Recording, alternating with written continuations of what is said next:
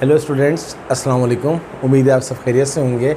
हमने second year mathematics के last lecture में एक्सरसाइज 7.2 के 16 क्वेश्चंस कर लिए थे।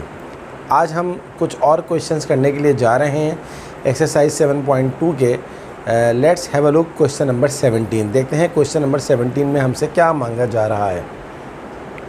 इन question number 17, find the coordinates of the middle point of the chord cut off from the line x minus 2y plus 7 is equals to 0 by the circle x square plus y square minus 2x minus 10y plus 1 is equals to 0। कहता है mid point बताओ code के। अब सबसे पहले हमें पता होना चाहिए कोड क्या होती है। A code is a straight line which touches two ends of the circle but not passes through the center of the circle। Code वो लाइन होती है जो सर्किल में से पास हो, सर्किल के दोनों एंड्स को टच करे, लेकिन सर्किल के सेंटर में से पास ना हो। अगर सेंटर में से पास होगी वो कोड तो होगी, लेकिन वो डायमीटर भी कहलाएगा। तो इसलिए हम बात कर रहे हैं कोड की। तो code is a line which touches two ends of the circle.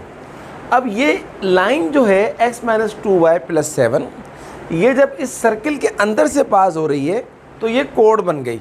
हमें इस कोड का मिड पॉइंट निकालना है। बहुत आसान सवाल है। सबसे पहले हम सर्किल की इक्वेशन को ले लेते हैं। सर्किल की इक्वेशन है हमारे पास, the equation of the circle x square plus y square minus 2x minus 10y plus 1 is equal to 0। इसका नाम हम रखते हैं equation number 1। The equation of the line जो हमें दी हुई है वो क्या दी हुई है, x minus 2y plus 7 is equal to 0। हम क्या करते हैं, इसका नाम रख देते हैं इक्वेशन नंबर 2। यहाँ से हम लाइन की इक्वेशन में से x या y को सेपरेट कर लें। मैंने x को सेपरेट कर लिया, माइनस 2y वहाँ गया, प्लस 2y हो गया, प्लस 7 वहाँ गया, माइनस 7 हो गया, इज इक्वल टू इसका नाम हमने रख दिया इक्वेशन नंबर 3। अब क्योंकि हम जानते हैं कि ये सर्किल इस स्ट्रेट लाइन सर्किल के अंदर से पास हो रही है, तो इसका मतलब है कि ये इसके साथ इंटरसेक्ट हो रही है, तो हम इन दोनों को साइमल्टेनियसली सॉल्व कर सकते हैं। तो मैंने क्या किया, put this value of x in equation number 1। जो मैंने स्ट्रेट लाइन की मदद से x की वैल्यू निकाली थी उसको उठा के मैं रख रहा हूँ इक्वेशन नंबर 1 के अंदर। तो इक्वेशन नंबर 1 क्या है, x स्क्वायर, लेकिन अब हमारा x क्या है, 2y माइनस 7। तो ये हो गया 2y माइनस 7 का whole square plus y square as it is आ गया, माइनस 2 मल्टीप्लाई बाय x आपके पास क्या है 2y माइनस 7, ये मैंने रख दिया, minus 10y as it is आ गया, प्लस 1 इज इक्वल टू 0। अब हम इसको एक क्वाड्रेटिक इक्वेशन बनाते हैं, सॉल्व करते हैं। बहुत आसान सवाल है ये। 2y माइनस 7 का होल स्क्वायर क्या होगा, a माइनस b के होल स्क्वायर के फॉर्मूले से एक्सपेंड होगा। अब मैं आप फॉर्मूला शो नहीं कर रहा, मैं डायरेक्ट कर रहा हूँ। a स्क्वायर है, 2y का स्क्वायर क्या हो जाएगा 4y स्क्वायर, माइनस 2ab, 2 2 ज़ा 4, 4 7 ज़ा 28y, प्लस b स्क्वायर, 7 का स्क्वायर क्या होता है 49। यहाँ तक हम पहुँच गए। ये वाला y square as it is आ गया। इस माइनस 2 को मल्टीप्लाई करते हैं, minus 2 into 2y minus 4y minus minus plus 2 7 ज़ा 14। ये वाला minus 10y as it is आ गया, ये वाला प्लस 1 एज इट इज़ आ गया, इज इक्वल टू 0। अब हम क्या करेंगे, सारे y स्क्वायर को एक साथ लिखेंगे, सारे y को एक साथ लिखेंगे और सारे कॉन्स्टेंट्स को एक साथ लिखेंगे। तो ये वाला 4y स्क्वायर आ गया, इसके साथ y स्क्वायर लिख दिया, ये वाला माइनस 28y, ये वाला माइनस 4y और ये वाला माइनस 10y एक साथ लिख दिया, ये वाला प्लस 49, ये वाला प्लस 14 और ये वाला प्लस 1 एक साथ लिख दिया, is equal to 0। 4y square plus 1y square क्या होता है 5y square, 28y minus 4y minus 10 minus 28 minus 4 minus 32 minus 32 minus 10 minus 42, तो ये आ गया माइनस 42y। 49 प्लस 14 प्लस 1 क्या होता है 64 इज इक्वल टू 0। अब ये क्या बन गई हमारी, ये हमारी complete standard form of quadratic equation बन गई। अब इसको सॉल्व करने के बहुत सारे मेथड है, क्वाड्रेटिक फार्मूला है, फैक्टराइजेशन है, कंप्लीटिंग स्क्वायर है, जिस मेथड से मर्जी है आप करें। मैं इसको फैक्टराइजेशन मुझे ज़्यादा ईजी लगती है। तो 64 पहले नंबर को आखिरी नंबर से मल्टीप्लाई करेंगे, 64 को 5 से मल्टीप्लाई करेंगे तो आपके पास आ जाएगा 320। अब इस 320 को दो ऐसे नंबर में ब्रेक करना है कि जब उन दोनों नंबर्स को मल्टीप्लाई करें तो 320 है, प्लस ये माइनस करें तो 42 आ जाए। यस, बिल्कुल बहुत आसान है। 32 को अगर मैं 10 से मल्टीप्लाई करूँगा तो 320 आ जाएगा। और 32 के अंदर अगर मैं 10 ऐड करूँगा तो मेरे पास 42 आ जाएगा। तो बन गए फैक्टर्स 5y²। अब चूँकि मुझे -42 चाहिए तो मैं क्या करूँगा, -32y और -10y कर दूँगा, +64 = 0। ये हमारी फैक्टराइजेशन होगी। इन दोनों में कॉमन क्या आ रहा है, y कॉमन आ रहा है, तो यहाँ पर क्या बचेगा 5y - 32। इन दोनों में से मैंने -2 ले लिया, minus minus plus 2 5 = 10, 5y - plus minus 2 32 = 64 = 0। अब ये देखिए ये दोनों ब्रैकेट 100% सेम हो गई हैं, तो आप इसको लिख लीजिए एक दफ़ा 5y - 32, ये वाला y और ये वाला -2 एक साथ लिख दें = 0। दिस इम्प्लाइज डेट 5y - 32 भी 0 के बराबर लेने, कॉमा डाल के y - 2 = 0। यहाँ से आप देखें -32 को वहाँ ले जाए, +32 हो जाएगा, 5 यहाँ मल्टीप्लाई हो रहा है तो वहाँ जाके डिवाइड हो जाएगा, 32/5 हो जाएगा। यहाँ से क्या करें, -2 को वहाँ ले जाएं तो y = 2 आ जाएगा। यानी कि y की दो वैल्यूज़ आ गई आपके पास, एक आ गई 32/5 और एक आ गई y = 2। अब y = 32/5 को पहले पुट कर दें इक्वेशन नंबर 3 में, तो आपके पास x की वैल्यू आ जाएगी। तो x = क्या है, 2 × y, y क्या है 32/5 - 7, 2 × 32 क्या होता है 64, 64/5 - 7, 5 × 7, 5 × 7 35, 64 में से 35 माइनस करेंगे 29, 29/5 आ जाएगा। दूसरा क्या था, y = 2 पुट कर दें दोबारा 3 के अंदर, तो x आपके पास क्या आ गया 2 × y, y आपके पास क्या है 2 - 7, 2 2 = 4, 4 - 7, 4 - 7 क्या होता है, x = आपके पास क्या आ जाएगा -3 आ जाएगा। तो अब आपके पास ये जो आप मैंने बनाया था a के कोऑर्डिनेट्स आपके पास आ गए हैं। एक कोऑर्डिनेट को आप a कहते हैं, x की वैल्यू क्या है, पहली 29/5 और इस पर y की वैल्यू क्या थी 32/5 और b -3,2। अब आपके पास दोनों एंड के कोऑर्डिनेट्स आ गए। आपको निकालना क्या है, क्वेश्चन क्या था, middle point of the code. Middle point का मतलब होता है मिड पॉइंट। तो मिड पॉइंट के लिए आपको मिड पॉइंट का फॉर्मूला चाहिए। मिड पॉइंट का फॉर्मूला क्या होता है, mid point formula x1 + x2/2, y1 + y2/2। अब आपके पास पहली वैल्यू को x1 है, ये y1 है, ये x2 है, ये y2 है। तो x1 29/5 प्लस x2 -3 है तो प्लस माइनस माइनस आ जाएगा, अपॉन में 2 लिखना है, ये 2 लिख दिया आपने। कॉमा डाल के y1 + y2, y1 क्या आपके पास 32/5 प्लस y2 आपके पास क्या है 2, अपॉन में आ गया 2। अब आप इसको जो है वो सिंप्लीफाई कर लें, 5 3 = 15, 29 में से 15 गया 14/5 और अपॉन वाला 2 एज इट इज़ लिखा हुआ है। इसको देखें 5 2 = 10, 32 + 10 कितना होता है 42/5 और होल अपॉन में जो 2 लिखा हुआ है पहले से लिखा हुआ है। अब हम ये बात जानते हैं कि अगर डबल फ्रैक्शन हो जाए तो जो ये वाला नंबर होता है ये इससे मल्टीप्लाई हो जाता है। ये उस वक्त होता है जब एलसीएम लेते हैं। एलसीएम लेने के नतीजे में जो फ्रैक्शन बनती है वो हमेशा आखिर वाली दो फ्रैक्शन आपस में मल्टीप्लाई हो जाती हैं। तो ये हो गया 14, 2 5 ये आ गया 10, ये हो गया 42, 2 5 ये आ गया 10। अब अगर आप इसको कैंसिल आउट कर लें, 2 से कैंसिल आउट कर लें, 2 7 14, 2 5 10, इसको आप कर लें 2 21 और 2 5 10। आपके पास क्या आंसर आ जाएगा 7/5 and 21/5। Hence the coordinates of the middle point of the chord is क्या आया 7/5 and 21/5। देखा आपने कितना अच्छा सवाल था, कॉन्सेप्ट क्लियर है तो सवाल जितना भी बड़ा हो कोई मसला नहीं है, और कॉन्सेप्ट क्लियर नहीं है सवाल जितना भी छोटा होगा आपको समझ ही नहीं आएगा तो आप करेंगे कैसे। और मैथ में तो विदाउट कॉन्सेप्ट कोई काम ही नहीं होता। So I hope you fully understand this question. अगर आप मेरे लेक्चर्स को अंडरस्टैंड कर रहे हैं, अगर आपको मेरे लेक्चर्स समझ में आ रहे हैं, आप प्लीज़ कमेंट्स करें, मुझे बताएं कि बहुत अच्छा समझ में आ रहा है या कम समझ में आ रहा है। कमेंट ज़रूर करें लेक्चर्स के ऊपर, कमेंट्स करेंगे तो मुझे पता लगेगा कि मैं कैसे पढ़ा रहा हूँ आपको। चलें अब हम करते हैं क्वेश्चन नंबर 18, इसको रब कर देते हैं।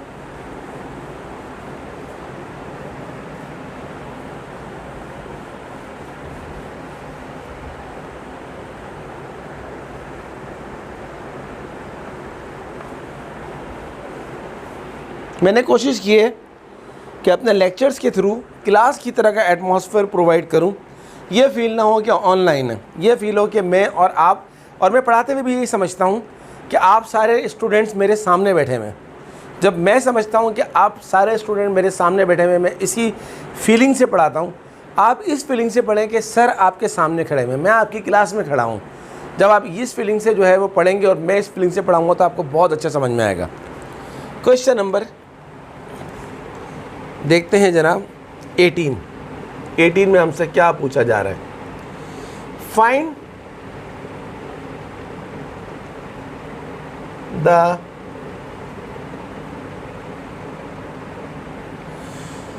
Equation of the circle which is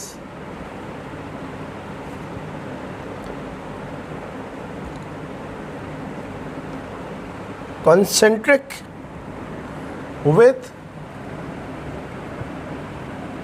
the circle x square plus y square minus 8x plus 12y plus 15 is equals to 0 and passes through the point 5, 4। बहुत अच्छा सवाल है, एग्जाम के हवाले से भी बहुत इंपॉर्टेंट है। क्वेश्चन क्या है? Find the equation of the circle which is concentric with the circle. Circle की इक्वेशन निकालनी है जो कि इसके साथ कॉन्सेंट्रिक है। तो स्टूडेंट ये जो वर्ड लिखा हुआ है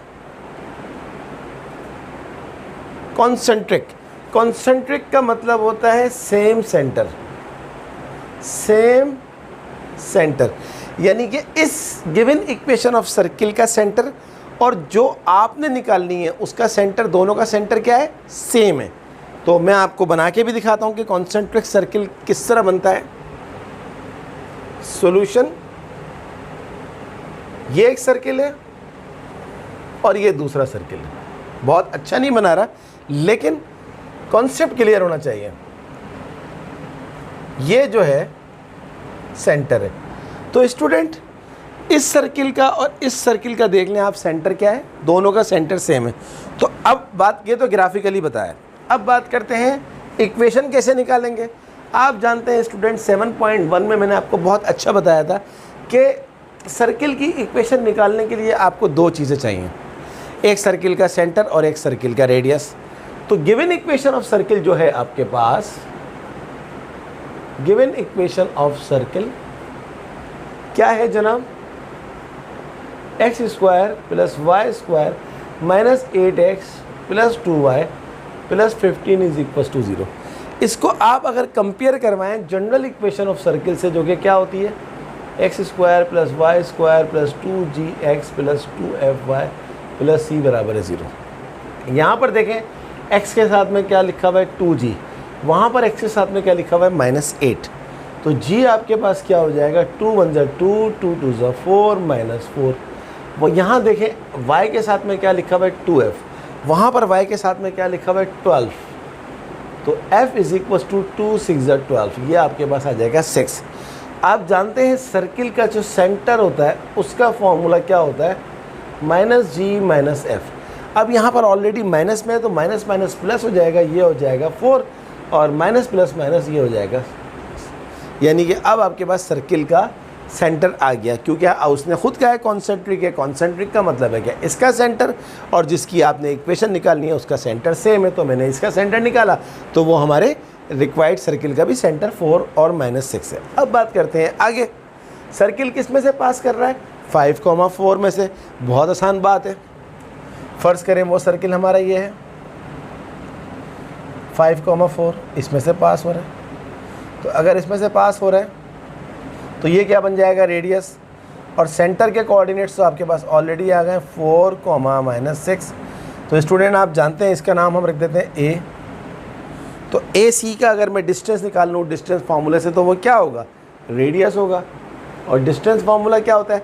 x2 - x1, 5 - 4 square plus y2 - y1, 4 - +6 का स्क्वायर रूट। 5 - 4 क्या होता है? 1, 1 का स्क्वायर 1, 4 + 6 10, 10 का स्क्वायर 100। 100 + 1 क्या होता है? 101। अब आप क्या करें, इसका ये आ गया, तो ये आपके पास आ गया, R आ गया 101। अब आपके पास अगर सर्किल का सेंटर भी हो, रेडियस भी हो, तो आपके पास कौन सी सूटेबल इक्वेशन होती है? Yes, standard equation of circle. वो क्या होती है? x माइनस ए का स्क्वायर y माइनस बी का square is equals to r square. x minus a आपके पास इस वक्त a क्या है? माइनस जी को हम बोलेंगे, तो a आपके पास 4 है, तो ये आ गया आपके पास, क्योंकि सेंटर ए बी भी सेंटर होता है और माइनस जी माइनस एफ भी सेंटर होता है, प्लस y माइनस बी क्या है? -6, तो माइनस माइनस प्लस 6 का स्क्वायर, आर स्क्वायर। आर कितना है? 101 का रूट इसका आ गया स्क्वायर। अब आप इसको a माइनस बी के होल स्क्वायर के फॉर्मूले से एक्सपेंड कर दीजिए, तो ये हो गया जनाब x square minus 8x plus 16 plus y square plus 12y plus 36 is equals to, square और रूट कैंसिल हो जाएंगे, तो ये हो जाएगा 101। थोड़ा सा उस तरफ कर लेते हैं ताकि आपको और क्लियर नज़र आ जाए। तो ये तो मैंने आपको बता दिया कॉन्सेंट्रिक सर्किल क्या होता है, ऐसे सर्किल जिनका सेंटर सेम हो। अच्छा, ज़रूरी नहीं है 2 सर्किल ही हो, 10 सर्किल भी हैं, और अगर 10 के 10 सर्किल का सेंटर सेम है तो वो 10 के 10 क्या कहलाएंगे? कॉन्सेंट्रिक सर्किल कहलाएंगे।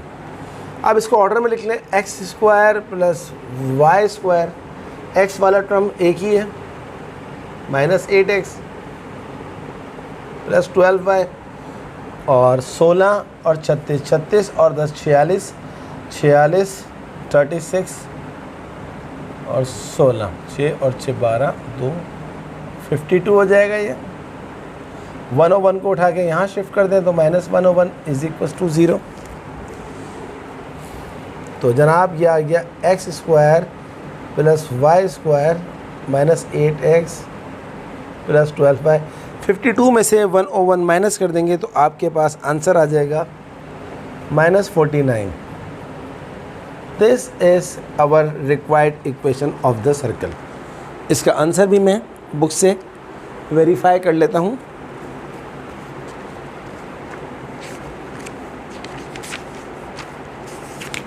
Question number 3, x square plus y square minus 8x plus 12y minus 49 is equal to 0। Yes, 100% correct answer है।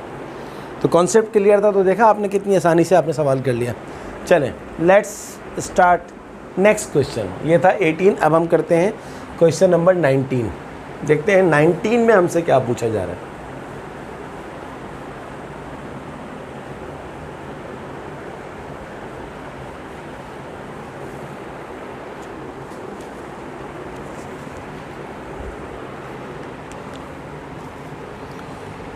Question number 19.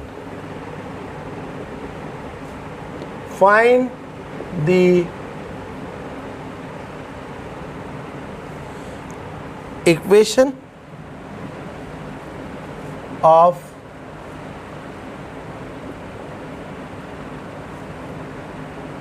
tangents to the circle x square plus y square is equals to 10 at the points whose ordinate is 1। बहुत easy question है और ये नया भी नहीं है आपके लिए। This question is not new for you because आप जानते हैं कि इक्वेशन ऑफ टेंजेंट किस तरह निकाली जाती है। क्या फार्मूला होता है इक्वेशन ऑफ टेंजेंट का? y minus y1 is equals to m time x minus x1। तो अब इक्वेशन ऑफ टेंजेंट निकालने के लिए आप ये बात जानते हैं कि आपको स्लोप ऑफ टेंजेंट चाहिए।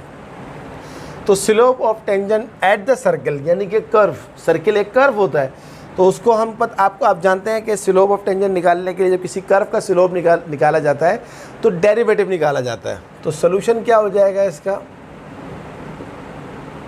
Take x square plus y square is equal to 10, derivative निकालें 2x plus 2y dy by d x, और कांस्टेंट का डेरिवेटिव क्या होता है 0, 2y dy by d x is equal to 2x को वहाँ shift कर दें, माइनस 2x हो जाएगा, dy by d x is equal to minus 2x, 2y को यहाँ ले जाएं, ये हो जाएगा 2 से 2 कट गया, ये हो जाएगा माइनस x अपॉन वाई। अब हमें x की और y की वैल्यू चाहिए यहाँ पर सेटिस्फाई कराने के लिए। तो ये जो वर्ड लिखा हुआ है ऑर्डिनेट, यहाँ मैं आपको बताता हूँ। देखें दो चीज़ें, अगर आपको नज़र आए कहीं पर ऑर्डिनेट, इसका मतलब है ये y दिया हुआ है आपको, और अगर कहीं पर आपको वर्ड नज़र आए एफ सीसा, तो इसका मतलब होता है x दिया हुआ है। तो यहाँ पर क्या लिखा हुआ है ऑर्डिनेट इस 1, इसका मतलब है y की वैल्यू क्या दी हुई है 1 दी हुई है। तो यहाँ पर मैं डायरेक्ट लिख रहा हूँ y इज इक्वल टू 1, क्योंकि ऑर्डिनेट का मतलब क्या होता है y। अगर कहीं आपको लिखा हुआ नज़र आ जाता है एफ सीसा इज 1, तो हम बोलते हैं x इज इक्वल टू 1। तो अब y आपको दिया हुआ है 1, y को उठा के पुट करें इसके अंदर, देखते हैं आपको x क्या मिलता है। Put y is 1 in equation of circle. तो जब आप y is equal to 1 equation of circle में पुट करेंगे तो डेफिनेटली आपके पास क्या आ जाएगा, आपके पास x आ जाएगा। बात वही आ गई ना कॉन्सेप्ट की, एक ही बात बार बार कहता हूँ, कॉन्सेप्ट। तो सर्किल की इक्वेशन आपके पास क्या है x square plus y square, y आपके पास क्या था 1, ordinate 1 square is equal to 10, x square plus 1 का square 1 is equal to 10, x square 1 वहाँ जाएगा, 10 माइनस 1 कितना होता है 9, स्क्वायर हटेगा रूट लग जाएगा, प्लस माइनस 9 का रूट क्या होता है 3। अब आपके पास, अब आप कोऑर्डिनेट्स बनाइए, x आपके पास है 3 और x आपके पास है -1। तो अगर आपके पास जो पहला कोऑर्डिनेट आ रहा है वो आ रहा है x3 और ऑर्डिनेट क्या था y1, ये पहला पॉइंट आ गया। दूसरा पॉइंट क्या होगा -1 और ऑर्डिनेट 1 ही है, क्योंकि आपको 1 के ऊपर 2 वैल्यू मिली है ना y1 के ऊपर, तो ये आ गया। अब आपके पास इसकी वजह से स्लोप भी 2 आ जाएंगे।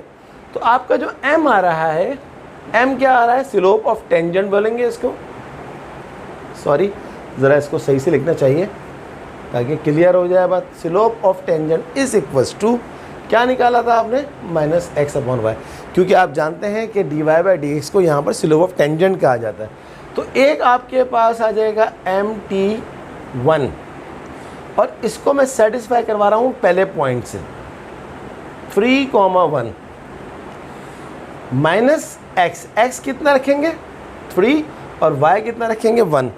तो जनाब आपके पास mt1 एट 3,1 आ गया। -3 अपॉन 1 कितना होता है -3, क्योंकि नीचे 1 लिखा हुआ है तो कोई फ़र्क नहीं पड़ता।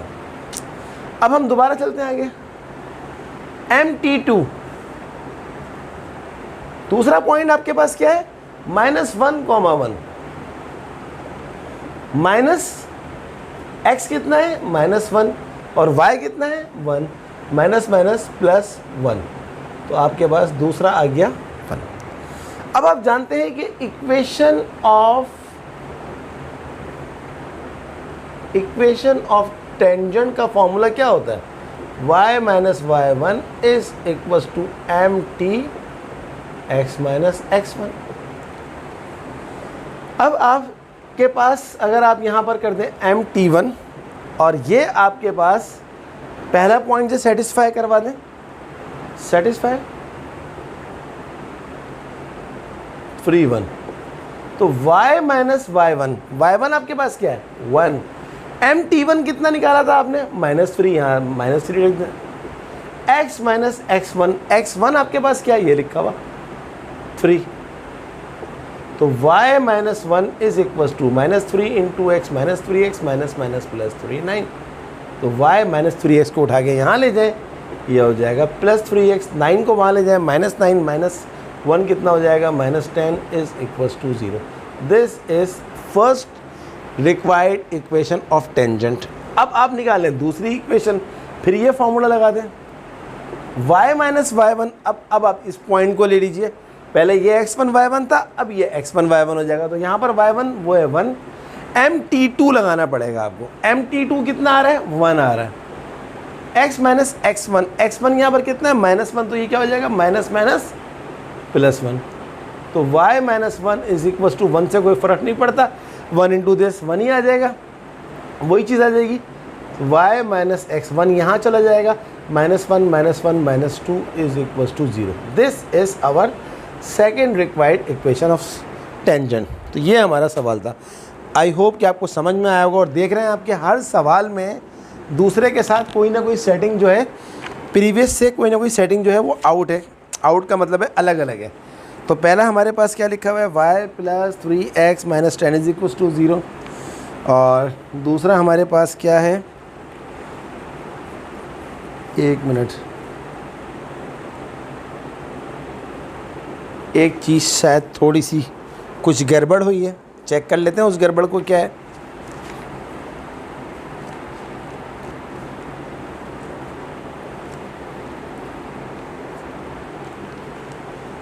ओ, पता लग गया, x प्लस माइनस 3 था ना, आई एम सॉरी, तो एक 3 होगा और एक माइनस 3 होगा, तो यहाँ पर आ जाएगा माइनस 3। सही है, थोड़ी सी एक गड़बड़ हो गई। तो mt आपने क्या रखा, माइनस x अपॉन 1, तो ये आ गया आपके पास, ये तो बिल्कुल सही आ रहा है। यहाँ गड़बड़ हुई है, यहाँ पर क्या गड़बड़ हुई है, ये आपके पास माइनस 3 आएगा, तो माइनस x, इसको मैं मिटा देता हूँ, माइनस x कितना है, माइनस 3 है, अपॉन y तो 1 ही है, तो माइनस माइनस प्लस 3, तो mt2 आ रहा था 3, mt2 3 आ रहा था, तो जनाब यहाँ पर भी 3 आ जाएगा, और यहाँ पर 3 आने से 3 इंटू एक्स, और 3 1 जा 3, और ये 3x यहाँ पर आएगा, तो माइनस 3x हो जाएगा, और ये 3 वहाँ चला जाएगा, तो माइनस 4 हो जाएगा। अब आंसर चेक करते हैं। तो बस कभी कभार हो जाती है मिस्टेक, सामने की चीज़ समझ में नहीं आ रही होती। क्या थे जनाब हमारे पास, अच्छा एक चीज़ और भी थोड़ी सी कोई गड़बड़ है सवाल के अंदर, थोड़ा सा कुछ और भी चेंज करना पड़ेगा। एक चेंज और आ रहा है, क्या आ रहा है मैं बता देता हूँ आपको, परेशान नहीं हो। तो वो तो सही आ रहा है, y minus y1 4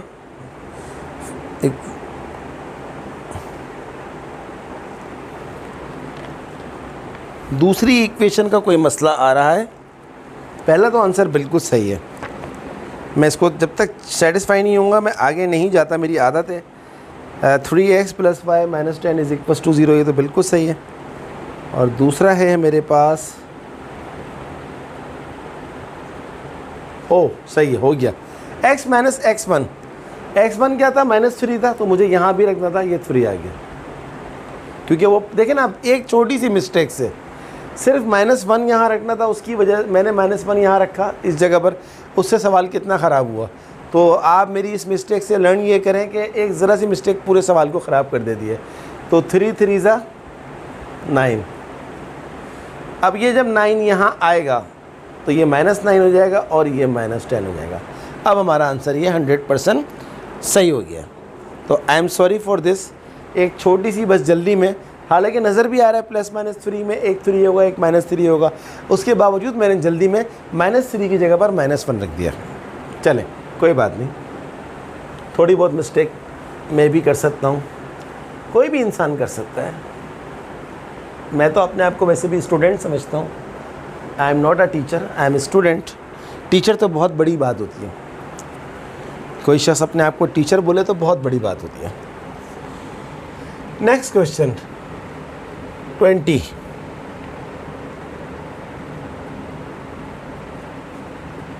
prove that the two circles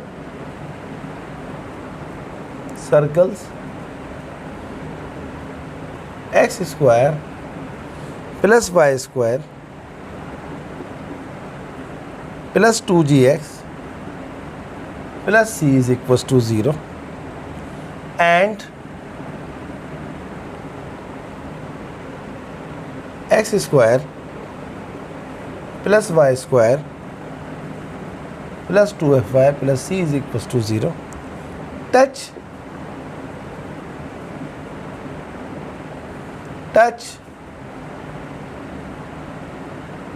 each other if 1 upon f square plus 1 upon g square is equals to 1 upon c। Mathematical language, mathematics की जो लैंग्वेज है अगर आपको समझ में आ जाए तो आपका काम वैसे ही बहुत आसान हो जाता है। वो कहता है साबित करो कि अगर ये दो सर्किल एक दूसरे को टच कर रहे हैं तो ये सिर्फ उस वक्त टच कर सकते हैं, उस वक्त टच करेंगे जब ये कंडीशन वैलिड होगी। 1 upon f square plus 1 upon g square is equal to 1 upon c. और दूसरे अल्फाज में अगर तुम इन दोनों सर्किल्स के ज़रिए एक कंडीशन ले आओ तो इसका मतलब है कंडीशन फुलफिल हो जाएगी। तो इफ़ का मतलब समटाइम ये होता है प्रूव दैट। अगर यहाँ प्रूव दैट लिखा हुआ होता तो आपको एक सेकंड में समझ में आ जाता, लेकिन यहाँ पर प्रूव दैट नहीं लिखा हुआ, इफ़ लिखा हुआ है। लेकिन आप समझ जाएंगे हमें ये ला के दिखानी है। कैसे ला के दिखाएंगे? बहुत आसान है। अब क्योंकि मैंने आपको बताया था, शुरू में ही बता दिया था कि दो सर्किल्स या दो कर्व कभी भी एक दूसरे को टच नहीं करते। दो सर्किल या दो कर्व एक दूसरे को टच नहीं करते, बल्कि उनके ऊपर जब टेंजेंट्स ड्रॉ किए जाते हैं वो टेंजेंट एक दूसरे को टच करते हैं। तो अब क्या करेंगे, कैसे करेंगे इसको? सबसे पहले तो हम देखेंगे कि हमें कोई स्ट्रेट लाइन की इक्वेशन दी हुई। इससे पहले हम क्या करते थे, स्ट्रेट लाइन की इक्वेशन लेते थे, उसमें से एक्स या वाई को अलग करके सर्किल में पुट कर दिया करते थे। अब दो सर्किल दिए हुए तो हम इन दोनों सर्किल की मदद से पहले लीनियर फॉर्म लेकर आते हैं। कैसे लेकर आएंगे लीनियर फॉर्म? ये देखिए सोल्यूशन, पहला सर्किल लिया x square plus y square plus 2gx plus c is equal to 0, इसका नाम रख दिया इक्वेशन नंबर 1। दूसरा ले लिया x square plus y square plus 2fy plus c is equal to 0, इसका नाम रख दिया इक्वेशन नंबर 2। दोनों को माइनस कर दें, एक्स स्क्वायर से एक्स स्क्वायर कट गया, वाई स्क्वायर से वाई स्क्वायर कट गया, 2gx माइनस 2fy, सी से सी कट गया, इज इक्वल टू 0। यहाँ से आप कर लें 2gx is equal to 2fy। यहाँ पर अब आप देखिए कि 2 से 2 कट रहा है, तो x इज इक्वल टू आपके पास क्या हो जाएगा, g को वहाँ ले जाएं, ये हो जाएगा आपके पास fy अपॉन g, इसका नाम रख दीजिए इक्वेशन नंबर 3। समझ में आया जना? अब इसको किसी भी इक्वेशन में पुट करते हैं, 1 में या 2 में x को। तो मैं यहाँ लिख रहा हूँ put the value of x in equation number 1। Equation number 1 क्या है, एक्स स्क्वायर। ये देखिए इक्वेशन नंबर 1 क्या है, एक्स स्क्वायर। एक्स आपके पास क्या है, एफ वाई अपॉन जी का square plus y square plus 2gx। X क्या है आपके पास, f y upon g plus c बराबर है 0। यहाँ तक हम पहुँच गए। चेक कर लेते हैं, f y square f y upon g का square plus y square plus 2g f y upon g plus c is equal to 0। Yes, f का स्क्वायर वाई का स्क्वायर वाई स्क्वायर जी का square plus y square plus g से g cut रहा है 2fy plus c बराबर है 0। अब आप क्या करें, यहाँ से जी स्क्वायर को एलसीएम ले लीजिए पहले। यस, जी स्क्वायर का एलसीएम ले लीजिए। तो जब आप जी स्क्वायर का एलसीएम लेंगे तो जी स्क्वायर से जी स्क्वायर कट जाएगा, यहाँ आ जाएगा f square y square plus यहाँ आ जाएगा g square y square plus 2FY g square plus c g square is equals to 0। अब आप देखिए इन दोनों में से आप वाई स्क्वायर कॉमन ले लेंगे तो क्या आ जाएगा आपके पास f square plus g square, ये वाई स्क्वायर आ गया, 2F जी स्क्वायर ये वाई आ गया plus c g square is equals to, इस जी स्क्वायर को वहाँ ले जाके मल्टीप्लाई करेंगे 0 से तो क्या आ जाएगा 0। अब आप देखिए ये पूरी की पूरी इक्वेशन अगर आप गौर से देखें तो ये क्या बन रही है, standard form of quadratic equation बन रही है। अब हम यहाँ लिखेंगे the two circles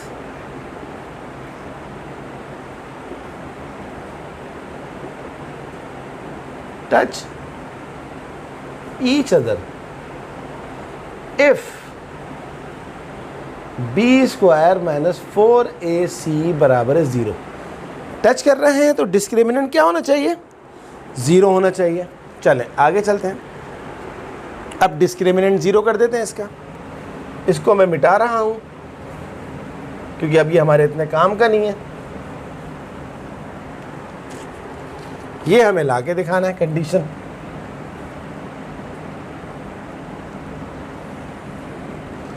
B square, आपके पास बी क्या है जो वाई के साथ में लिखा हुआ है, क्या लिखा हुआ है 2F जी स्क्वायर का स्क्वायर माइनस 4A आपके पास क्या है जो वाई स्क्वायर के साथ में लिखा हुआ है।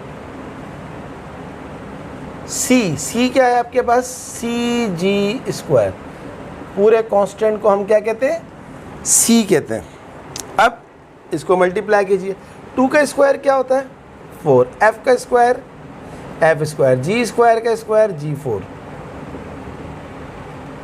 Minus 4F square plus g square into c g square is equals to 0। अच्छा, अब इन दोनों में से अगर आप 4 कॉमन निकाल लें तो क्या बाकी बचेगा आपके पास F square G4 minus F square g square into c g square is equals to 0। ये 4 यहाँ पर मल्टीप्लाई हो रहा है, उस साइड पर जाके डिवाइड हो जाएगा तो ख़त्म हो जाएगा। तो हमारे पास क्या बचेगा F स्क्वायर G4 और इस वाले माइनस की साइन को उठा के वहाँ ले जाएं तो ये हो जाएगा प्लस, ये हो जाएगा F स्क्वायर जी स्क्वायर और ये है हमारे पास सी g square is equals to 0। 4 तो वहाँ जाके 0 से डिवाइड हुआ और ख़त्म हो गया। इसके बाद आप क्या करेंगे, इसके बाद मैं यहाँ कर देता हूँ, इस स्टेप के बाद यहाँ से शुरू हो रहा है F स्क्वायर G4, ये सी जी स्क्वायर यहाँ पर मल्टीप्लाई हो रहा है, इस साइड पर जाके डिवाइड हो जाएगा और यहाँ क्या बचा F square plus g square. देखिए जी स्क्वायर 4 से कैंसिल हुआ तो ये बाकी बचा और क्या जगह बनती है हमारे पास ये वाली, बल्कि एक स्टेप यहाँ करता हूँ फिर आगे जाता हूँ। तो ये हमारे पास हो जाएगा F square g square upon c is equals to F square plus g square. आगे चलते हैं, 1 अपॉन सी, ये जो F स्क्वायर जी स्क्वायर लिखा हुआ है इसको उस साइड पे ले जाएं, उस साइड पे लेके जाएं तो इसको F स्क्वायर से भी डिवाइड कर दें, F स्क्वायर जी स्क्वायर, और जी स्क्वायर को भी डिवाइड कर दें F स्क्वायर जी स्क्वायर से। 1 अपॉन सी, F स्क्वायर से F स्क्वायर कट गया तो ये बचा हमारे पास 1 जी स्क्वायर, और जी स्क्वायर से जी स्क्वायर कटा तो ये बचा 1 upon F square, which is our requirement। 1 upon F square plus 1 upon G square is equal to 1 upon C। 1 upon C is equals to 1 upon G square plus 1 upon F square। I hope you understand कि कैसे आप लेकर आए। So this is required condition। This is required condition। Answer. चलें एक और सवाल करते हैं। Question number 21।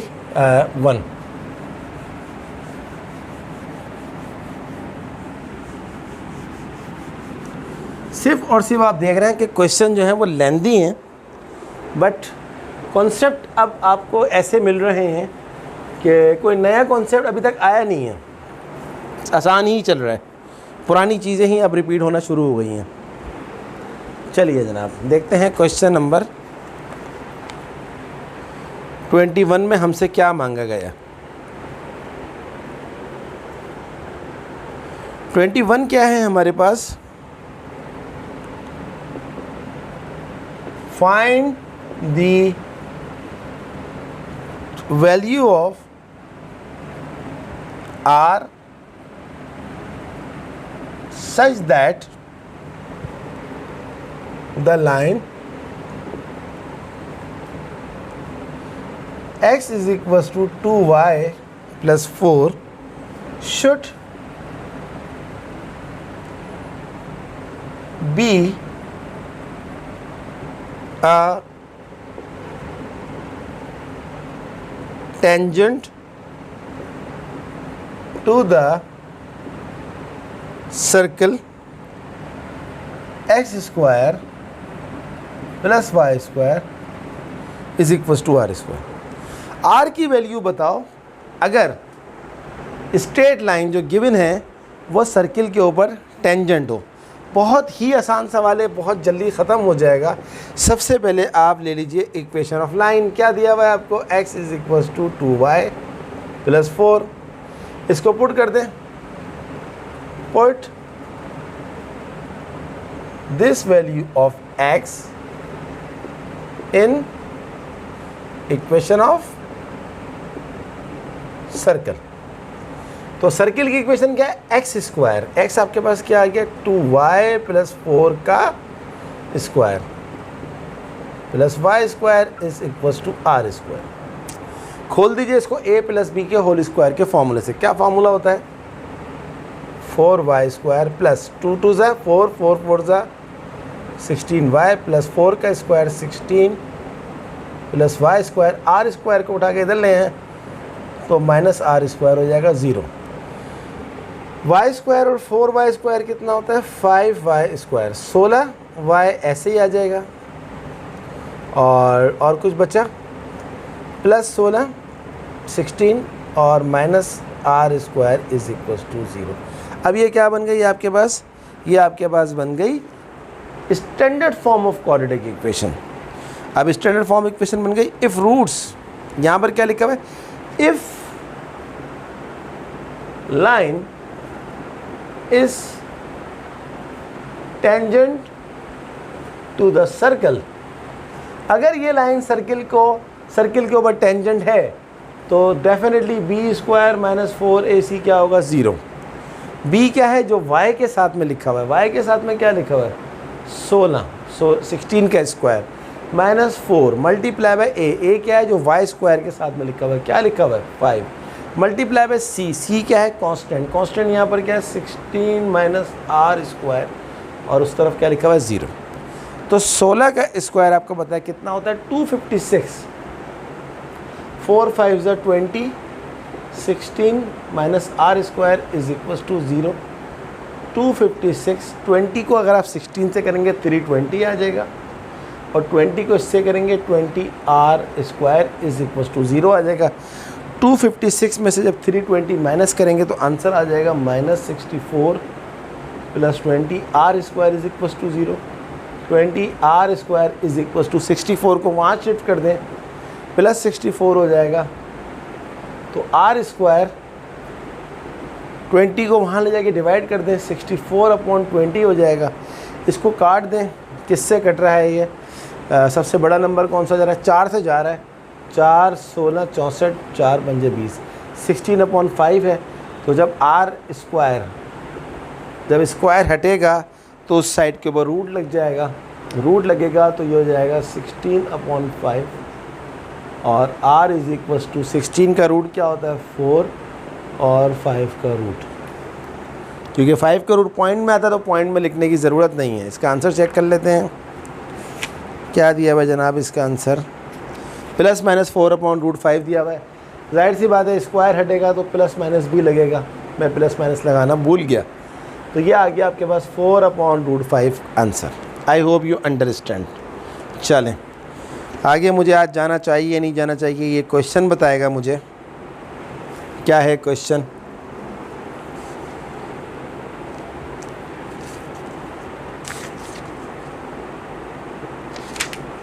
नहीं, आगे मैं नहीं करवा रहा, बस एक क्लास इसकी मैं और देना चाहता हूँ ताकि ये क्वेश्चंस कंप्लीट हो जाएं।